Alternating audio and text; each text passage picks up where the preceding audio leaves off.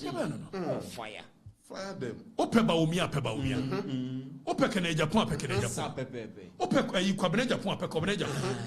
Can you bet me and yo? Exactly. Not in the day. Ba umia bet me A, bet me a B. Na me shanu I said you T. Say any tina muntu abamano. Can I Japan what to say? What to say? No to me ye say nano. Mo German one a die soon ABC. Kwabene Japan. Say what here? San what here? Yes, I don't show you a coffee about yes, you are. About me and why your clamony, no, we can mine, no, we wait a year, dear.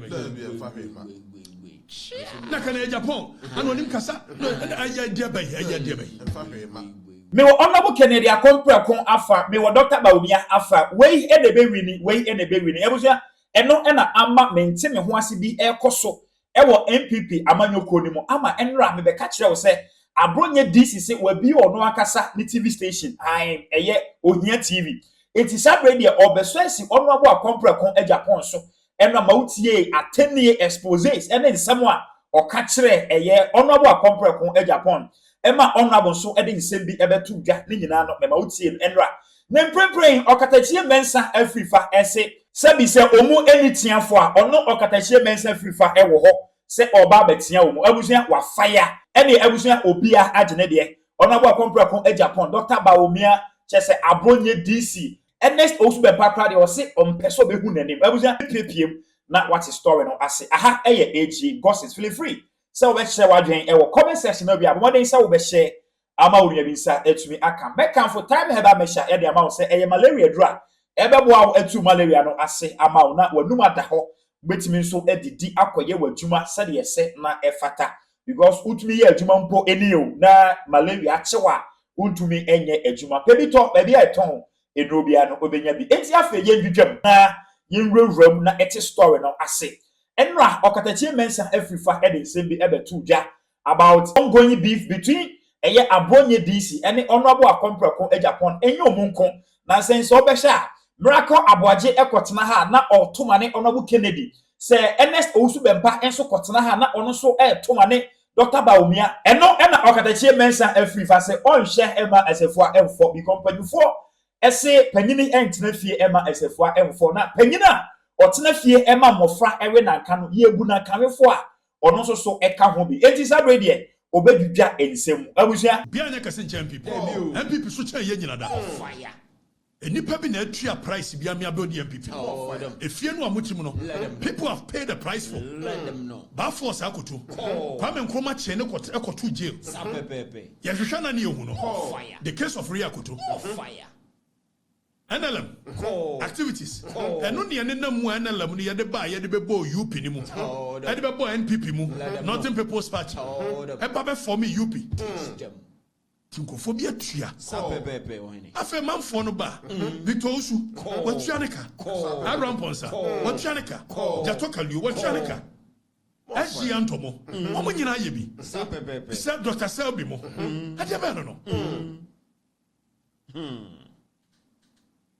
na fe ye nya kwan ni aye ne ye ba ye yi a akokoduo no omudi party no anim no Kennedy Japan mo so ba wo mi amoro so Kwabene Japan mo so anyesa we are all under the law Precisely. So na General Secretary issue a command as at May 4th May 24th fatu so for the release in it so I was me and your campaign it's a party baby abedu no enye de ehia ne campaign ever. semfunu ye no ade ko opposition go bi eno an ye No. afa yes ye mu de General Secretary aka Da. Gobi na wo person will lead the party no the General Secretary of the party aka wo se wo mu et wo ba da lead the party kwama fo ade na koso ye party no nyama tantan be no Gobi ade ye nyina ntimi hwe ho nsebiri a no kan ko nkyere Let them know. and the binuma be ye kase ye chen party no ade be no General Secretary se me ye campaign Fire. tabre baby adu no enya no ne nkomo ekwan ba ne be fa so party no agija no enkabom beba akono beba na wobɛduru saa mpɛmpɛnsuo yi a ɛnyɛ deɛ sad May 4th May 24th fatu so for the release in it so I was me and your campaign it's a part in baby abedu no ɛnyɛ deɛ yɛhia ne campaign sɛ mfunu deɛ yɛyɛ no adi ɛkɔ opposition gobi ɛno a ne yɛyɛ afei yɛsɛ yɛmmu deɛ general secretary aka gobi na wo pɛ sɛ wo lead the party no the general secretary of the party aka wo sɛ wo mu ɛti wo bɛda lead the party kwamafo ɛdeɛ na ɛkɔ so yɛ party no mu nyɛma tantan bɛɛ no no gobi ane yɛnyina ntimi nhwɛ ho nsɛbere a no nka nokorɛ nkyerɛ ɛna ebinom abɛyɛ kɛseɛ kyɛn party no ɛdeɛ bɛɛ no no general secretary sɛ meyɛ nyɛ campaign saa bere baabi a adu no ɛnyɛ no ne nkɔmmɔ ɛkwan bɛɛ ne yɛbɛfa so party no agyigya no nkabom bɛba akɔnɔ bɛba na wobɛduru saa mpɛmpɛnsuo yi a ɛnyɛ deɛ yɛyɛ ne deɛ yɛyɛ ho no na wei troma ne wei kade Japan nkurɔfoɔ troma ne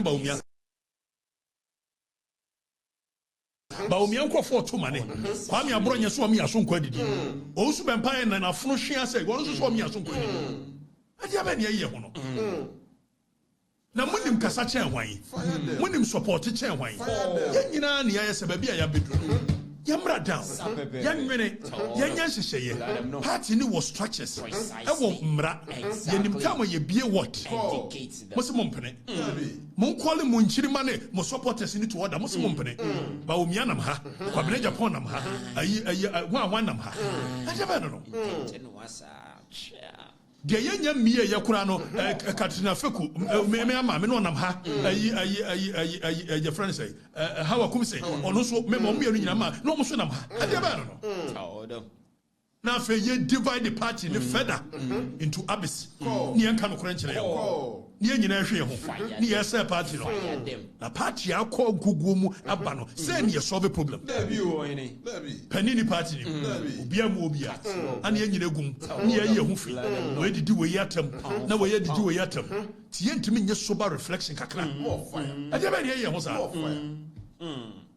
more fire ensem funu na no behwe na yes Joy FM say wokoye debate ni ade na debate ni ye ha fabra ne ayi wokoye debate ya wokoye debate for Dennis miracle a spokesperson for Bawumia ene lawyer Kwasi Kwate spokesperson for Kennedy sabre nkomo eni ehia mo mama Joy FM ne wan ya set agenda ma mo adwene nya adwuma ade ba no ni ayi ho basasa party ni binmu abrɛ ho ogofi video mo gya ne to hɔ ɛhyehyɛ party na maba bɛto all of a sudden conservative party that believes in ideals and principles even si yɛbɛ modified ne ayɛ ne more modernical ɛdeɛ ne jamboree look at the caliber of people who wants to even lead our party party no aye fo aye hata ama say the caliber of people who thinks that they qualify to lead our party more fire no abese na do crazy can it me ye open yes bida obi ade ba ne yantantan sa ye mo bi nya say yi ni ade o na ye party no ni ade yi no ana ye hu so obi amra down na afi ye nhyehyɛ osu be mpane miya menu abronye na no abronye me keka bi kire na de achi wono so frɛ me o keka bi kire me so keka bi kire no ye wi na mka kire se Kwame brafom ye nyina ye mbode osu be mpane nanim tantan me mpene nim ahwenti me frɛ no abronye de bitimi ka kire se kwambafo brafom ade achi ya na kwambafo asa akofa Kennedy Japan asi wo twitwa na da Kwame de ba no no me ne odi nkomo heavily ensam de ebi wo obi abo meti ensam a wo me bo Kwame woni mu ntia party sa bere nya bra ye no sa ade ba no ana me ya abofra no me ye me nioma sa abofra me nyini ye no me ye me nioma sa pani yes sir ya me trust nioma ni bu ho ne ade a eno say loyal ladies fu ya de o mu invite me am come speech question ba ko nipa ba ko busa me ene say o nioma bi a wo ka fa ya MPP ni aye ho ne ade no eno ka wo bi ne me ko position me position very clear say mo ye bone na me kan ye de a me no me ho na mo ni e bia for the interest of the party on hand side committee me kind of fufuro More fire. Now so no nyini. We grow into perspective. Precisely so. Afi ya de nyini ni ade na still ade ya de. Ade ba no. Backwardness. You got them one grow. Ade ba no. Na bia ya do de hia na hwan na be lead, hwan na lose, hwan na fa here na hwan na yes. Bia ya kasi ye blame obi a. Ye benya obi a blame no. Ba omi aye kramoni ni blame no. Kana Japan ke ka bi kira ye ni blame no. Hwan mo nyina ma ka bi a kira mo ye. Fe mu nsu anyansa kakra ba fi. Fire. Ni am build the party. Sir. Chichere ko back mene kwan by reforms by and ye beba bama manfo ne ko asa do kwan by ne be fa so manfo no will come back to us. That is the kind of conversations we should have. More fire. And you know the more individual interest is superseding that of the larger group. More fire. Exactly. Instead of us to calm down, be sober, all of us, and say that, gentlemen, we have done enough. At this point, let us all be sober and think deep how we can build our party. Once again, Let them be Let them know. Na me na me wo sika. Na me na me kabrofo. We saw my man. Election wa mo kwa mo kotuatua sika ma manfo no manfo no gigi sika wi a afi o mo koso mo ko frankrofo se general election mo nkonkoto a o so na agi free gidi date bi ko if some no nyina kokoro mo tie ba ko o to you nya 5000 me dia me koto am koto no kwa me di me fufu kwan ba ni e be fa so e be hwa so be sa problem enya na e mo da dwen na sem funu ni adie ade ba no Fire. Fire them. Fire bend them all.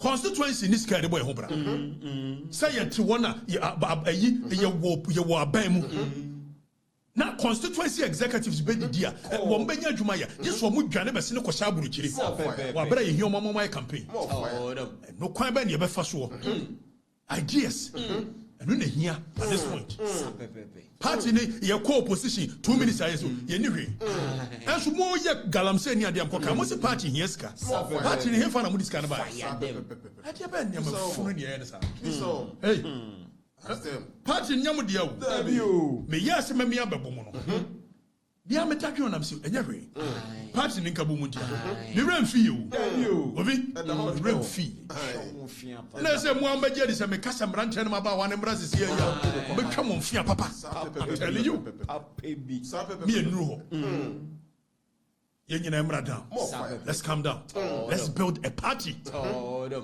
party no amojoani ya na emakono party no na aramponsa mudi da rocha mudi ani montieni edu baby who share the leadership of MPP no now share na konomia ye na ko krado and amudi ni nyina da ni jamhuri na kenkenki obusa ni pane say what are the ideals and the principles on which the formation of MPP was that they don't even know Precisely. instead of you to be thinking of ideological institutions that will instill the principles in the people you are not there how do you even modernize the ideologies to fit into the current youth said you are and yet first na ka call Legon Ike University o the various institutions tertiary institutions MPP no akono but me atro the jamboree ni simfunu we na wosika wa na idea bia nkoso ye hia ye nwene ye nya hwe no thinking goes into what we do Precisely.